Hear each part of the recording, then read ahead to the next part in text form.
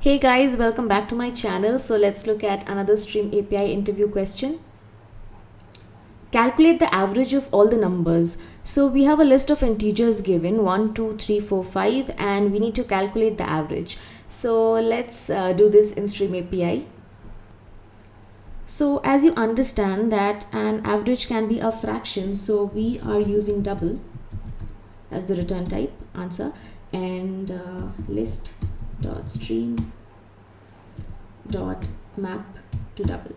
So we need to convert it to double. So what we will get here is a double stream, okay, and using a double stream is better than using a boxed stream of double value, okay, because that object will involve boxing, unboxing, and all that overhead, and also it will require more space than the double stream.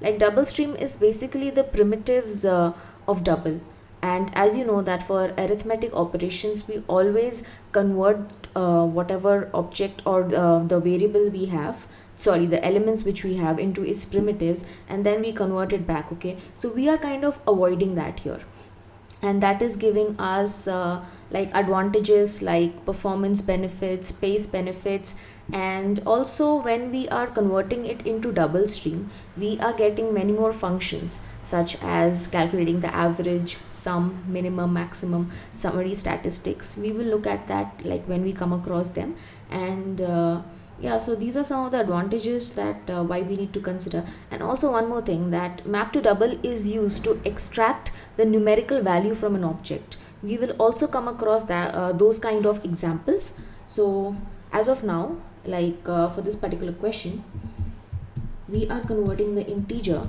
into its double value, okay, and then you will see all these methods coming up, like, yeah, as I mentioned, reduce, sum, count, and all that, and we are picking average, and this is giving us an optional double, okay, and so we can just use get as double, and let's print it.